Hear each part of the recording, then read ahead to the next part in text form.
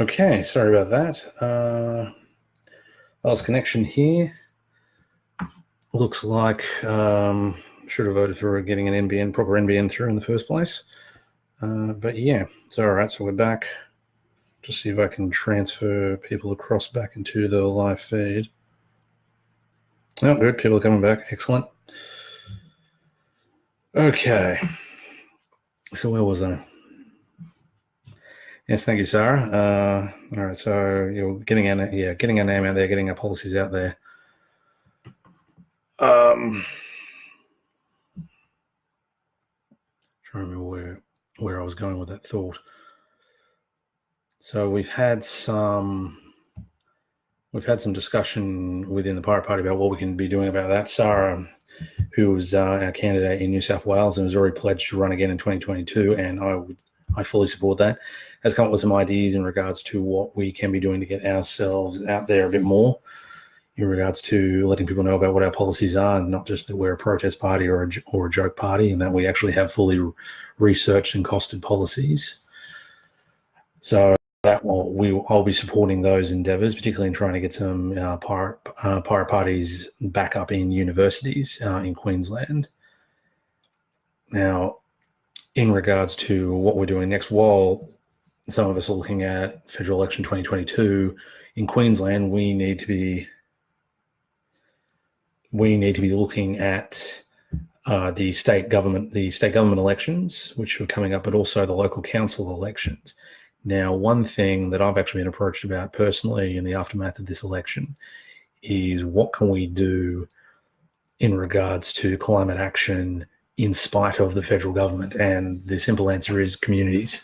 We have to go back to the local communities and we have to start taking action there. Now, I'm going to be talking with some concerned citizens tomorrow morning in regards to that.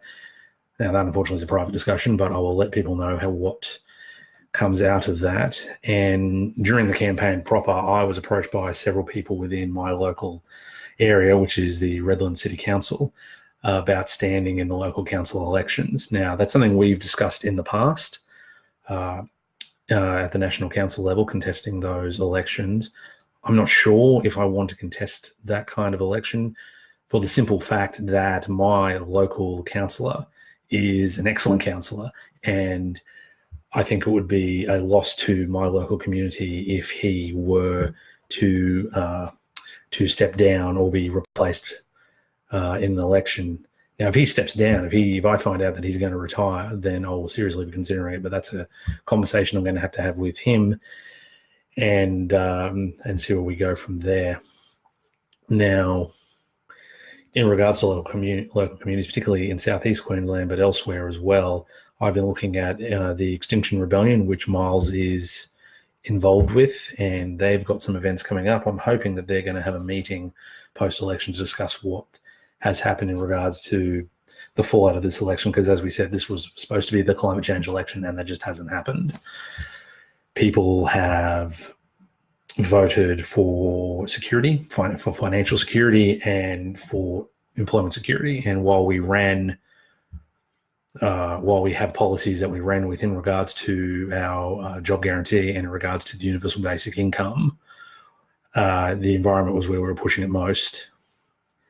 But and we've got shot down on that. So, and that's particularly troublesome in North Queensland, considering the Great Barrier Reef and the problems there, and the environmental concerns there. So we're going to have to look at local community solutions. Now, we've seen some success with that with the Greens in regards to Jonathan Sri getting a seat on Brisbane City Council as a councillor. We've also seen some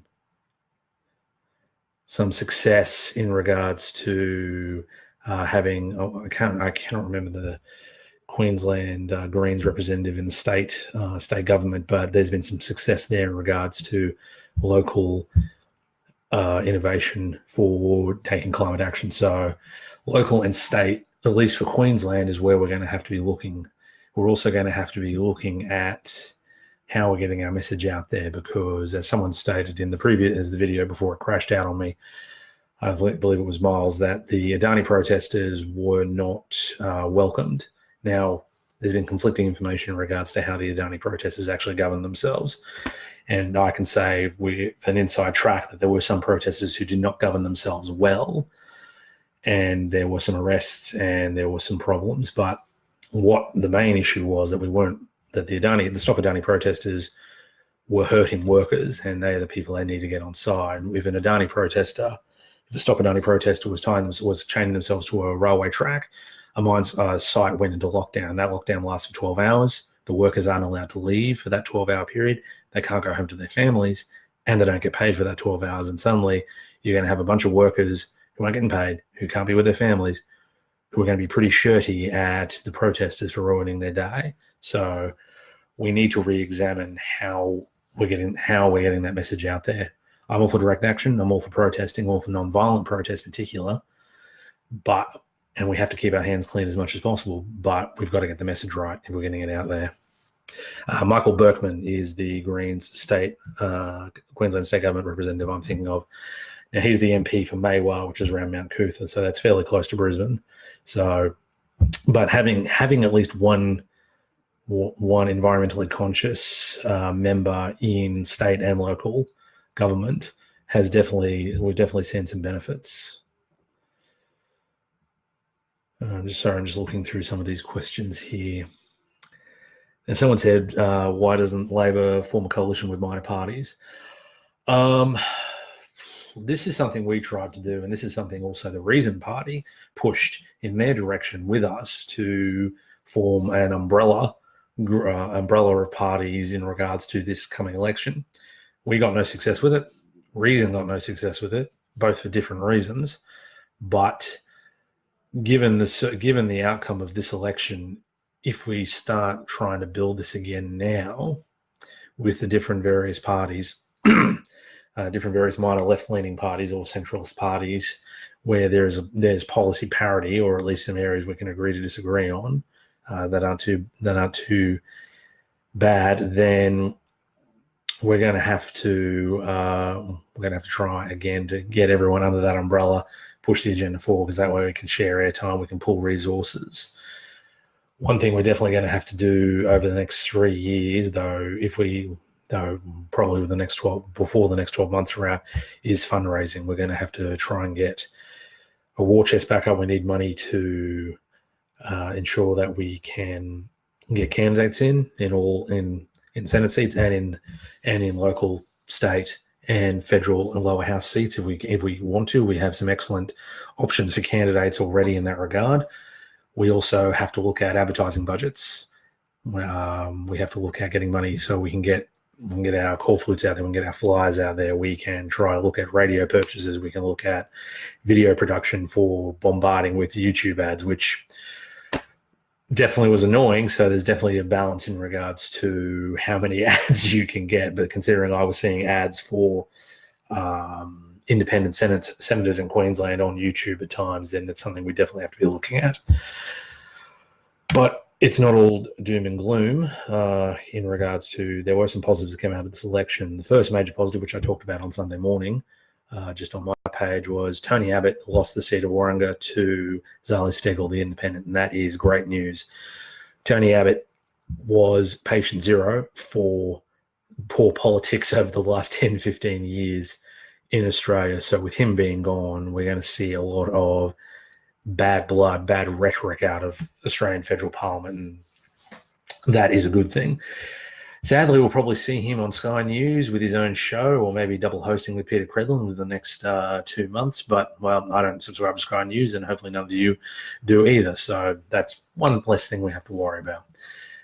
Now, the second bit of good news was that Fraser Anning didn't retain his Senate seat in Queensland, nor did any of his candidates get up in regards to the lower house in Queensland or elsewhere.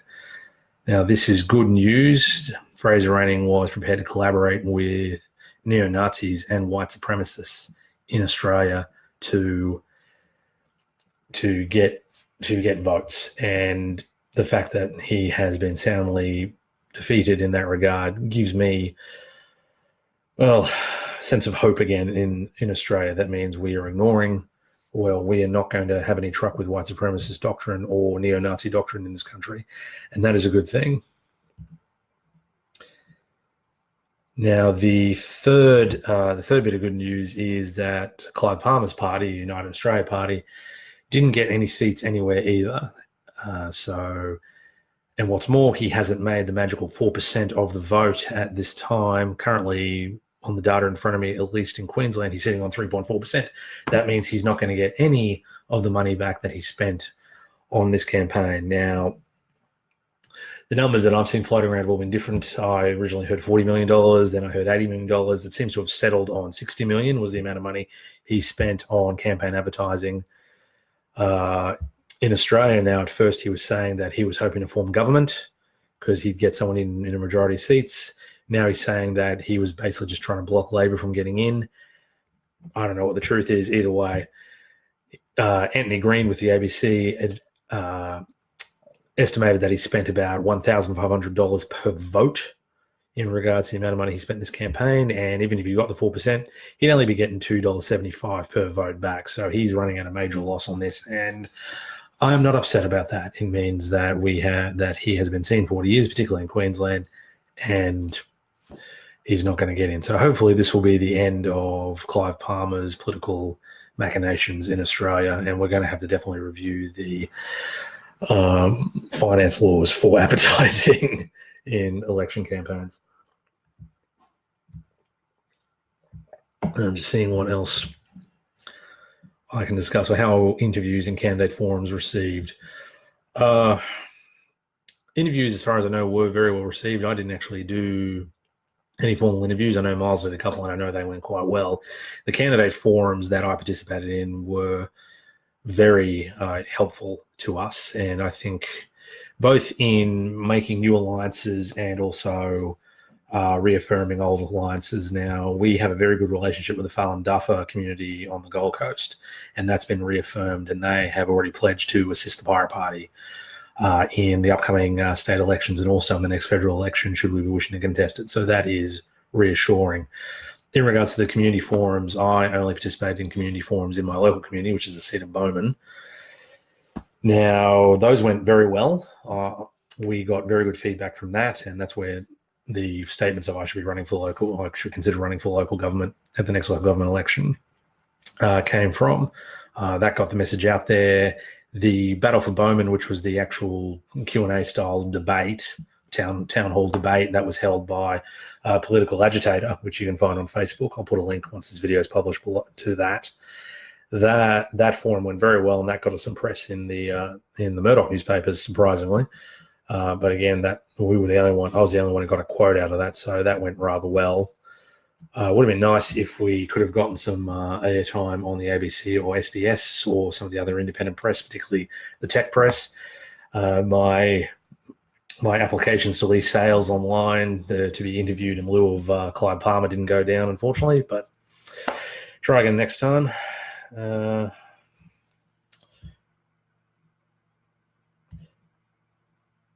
In regards to, I've just been informed that Clive Palmer is likely to break 4%.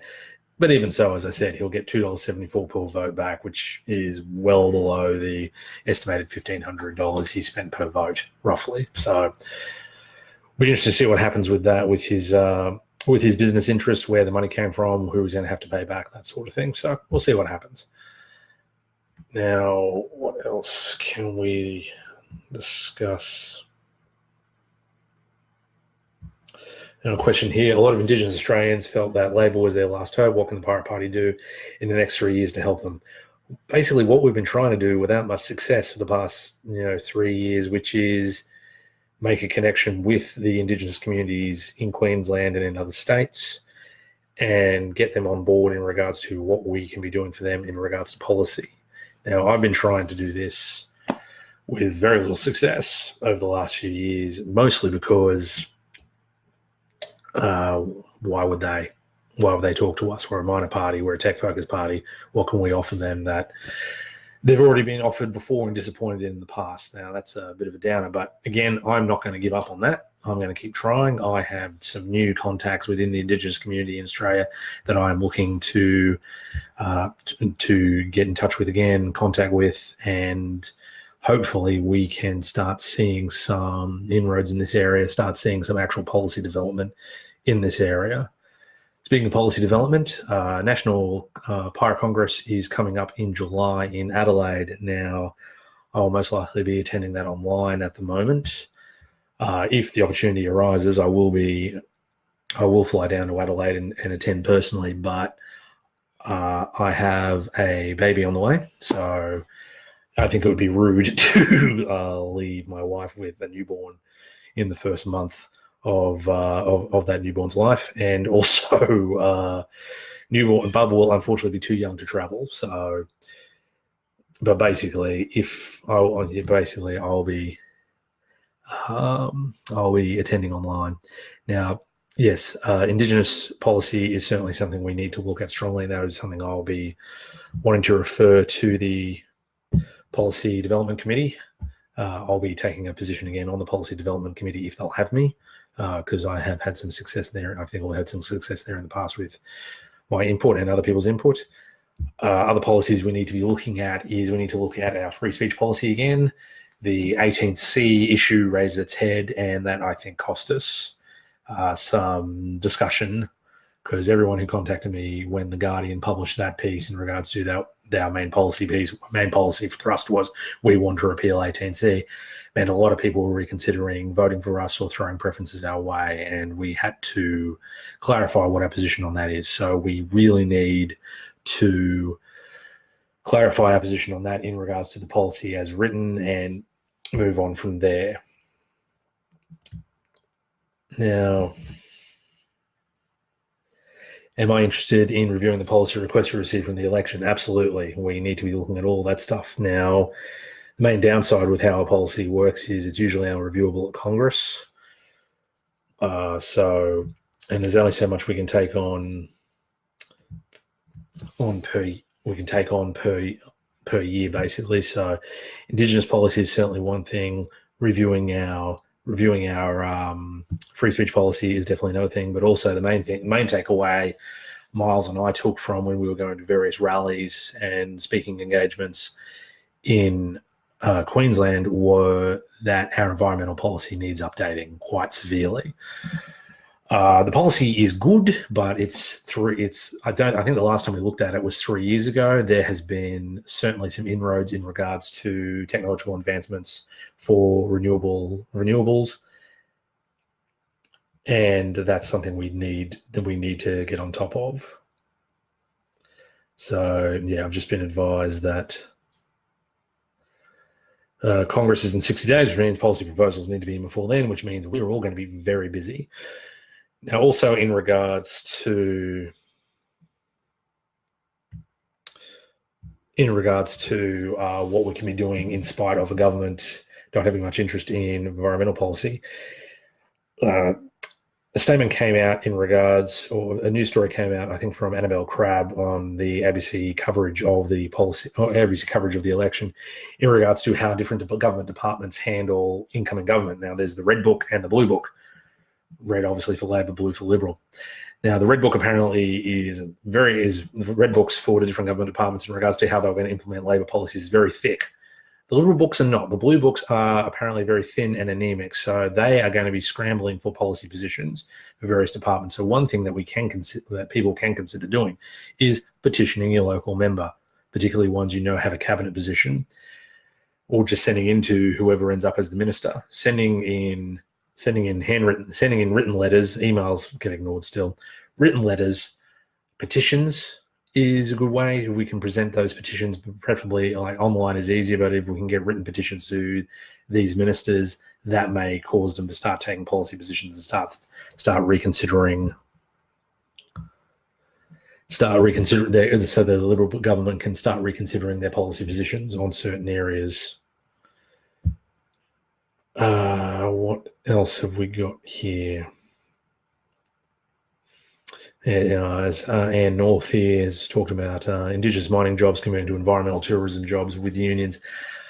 I'm always, I'm always apprehensive in regards to tourism jobs. Now, tourism jobs are valuable, but Bob Hawke, may he rest in peace, once said that the definition of a third world country is a country that relies on tourism and mineral resources to make its money.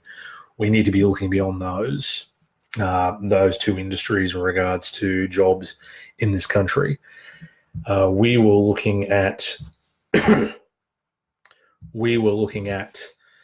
particularly in regards to alternatives to mining jobs, a hydroelectric dam west of Townsville that was on the side of an old gold mine. Now, unfortunately, that in the construction phase, which is 3 years, there'd only be 500 jobs in that particular site.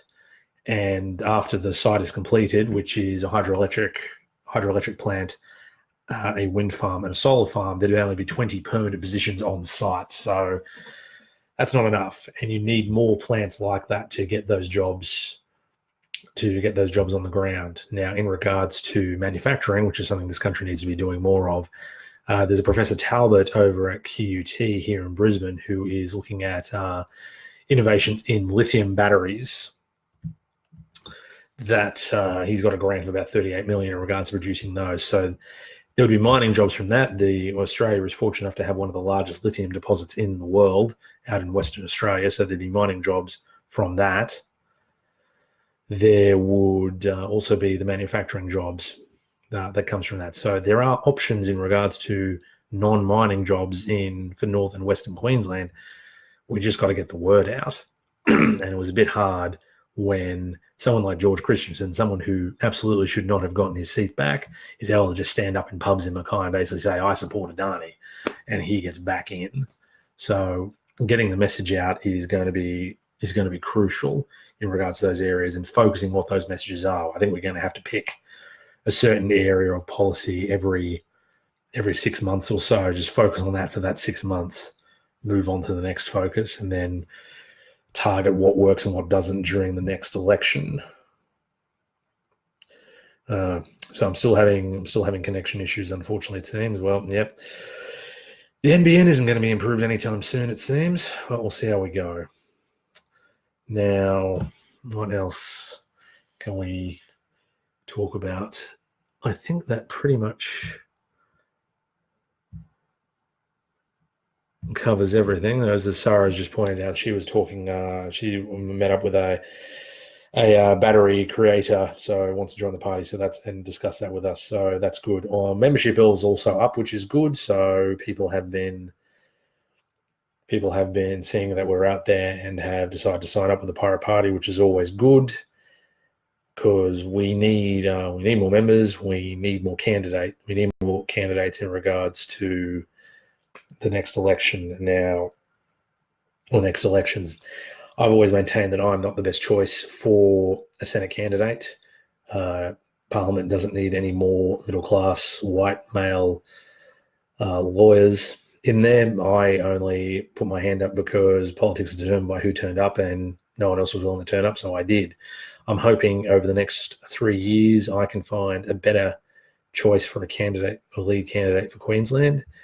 And as I said, we've already got an excellent candidate with Sarah in New South Wales. So we'll definitely be throwing our support behind her, and in Queensland we'll be looking as well. If we can't find anyone else, I may throw my hat into the ring again, but I'll be focusing on I'll be focusing on the other Queensland elections first, helping with those campaigns, either running those campaigns or simply just handing out how to vote cards, building up our allies in Queensland. We've made some good connections in this past election. There's a local Greens candidate out here in Bowman who I think is going to do great things for the Green Party, but is someone who is willing to stand beside us, which is useful. And I think that's everything. So, as I said, thank you to all our volunteers. Thank you to all the behind-the-scenes people. Thank you to everyone who voted for us. It's not over yet. With half the vote counted, and preferences can get very interesting. Ricky Muir for the Motoring Enthusiast Party in New South Wales got in on less of a quota than we are currently sitting on right now, 6 years ago. So I'm not calling it until it's actually done and dusted. But for now, I'm going to be looking at what we can do locally. I'm going to be talking to people, to concerned people who have already contacted me in regards to what they can be doing in the aftermath of this election. And I'm also going to be supporting community groups such as Extinction Rebellion and other local groups, and seeing what we can shake out of those in regards to boots on the ground and support, and forming a left-wing umbrella, and contacting Greens and contacting the Labor Party and see what they say. I know they're licking their wounds. I know they're going to be doing a bit of navel gazing, but once that's done, hopefully what they'll get out of that is that they need to be talking to minor parties like us and others to help them out.